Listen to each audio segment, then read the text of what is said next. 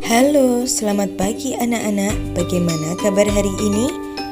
Hari ini kita akan belajar tentang tema 3, benda di sekitarku, dengan subtema 2, wujud benda pembelajaran 1. Seluruh makhluk hidup, khususnya manusia, pasti selalu menggunakan benda dalam melakukan berbagai kegiatan sehari-hari. Benda yang biasa kita gunakan tersebut ada yang berasal dari alam, dan ada juga yang berasal dari buatan manusia. Yang mana benda-benda tersebut banyak di sekitar kita.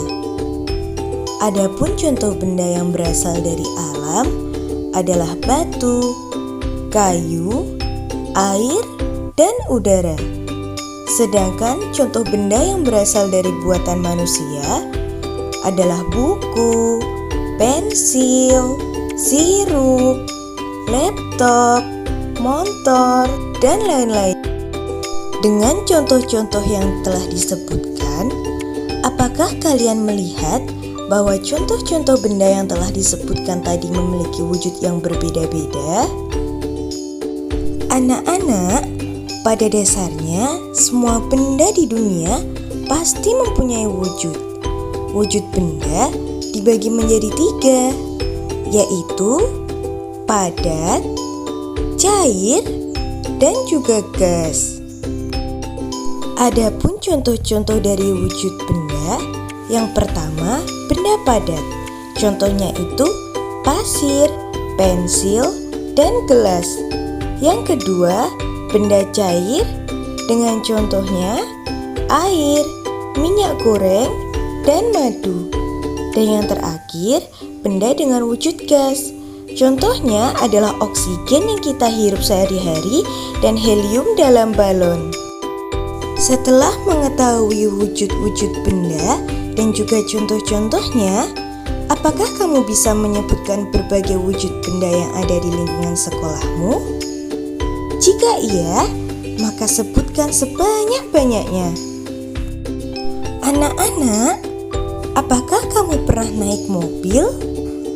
Termasuk wujud benda apakah mobil itu? Ya, benar. Mobil adalah salah satu contoh benda berwujud padat. Coba perhatikan teks berikut ini. Di suatu pagi yang cerah, Dava dan keluarganya pergi berlibur ke rumah pamannya mengendarai mobil. Jarak rumah Dava dengan rumah pamannya sebesar 4 km 500 meter. Jarak ini dapat ditulis 4 km lebih 500 meter. Sedangkan jarak rumah Dava dengan Candi Borobudur sebesar 5.250 meter. Berdasarkan teks tadi, apa sih hubungan antara kilometer dan meter? Jadi, satuan kilometer atau biasa disingkat km dan meter atau biasa disingkat m merupakan satuan yang digunakan untuk mengukur jarak, di mana 1 kilometer sama dengan 1000 meter. Anak-anak, selain belajar tentang satuan jarak, kita juga akan belajar tentang alat ukur. Alat ukur yang akan kita pelajari adalah altimeter. Altimeter merupakan alat ukur yang digunakan untuk mengukur ketinggian suatu titik dari permukaan laut. Biasanya, alat ini digunakan untuk keperluan dalam penerbangan, pendakian, dan kegiatan yang berhubungan dengan ketinggian. Anak-anak, coba perhatikan gambar di bawah ini. Di sini ada 2 gunung, yaitu Gunung K dengan tinggi 1,6 km dan Gunung L dengan tinggi 2300 meter. Berapakah ketinggian Gunung K dalam satuan meter? Berapakah ketinggian Gunung L dalam satuan kilometer? Berapa selisih ketinggian antara Gunung K dan Gunung L? Pegunungan biasanya identik dengan hawa yang sejuk. Pernahkah kalian merasakan sejuknya angin? Apa itu angin? Angin adalah udara yang bergerak. Udara merupakan salah satu contoh benda berwujud gas. Pada dasarnya, gas tidak dapat kita lihat namun dapat kita rasakan. Terkadang angin bertiup sepoi-sepoi, namun angin juga sering bertiup dengan kencang. Berkaitan dengan angin, ayo kita bergerak anak-anakku.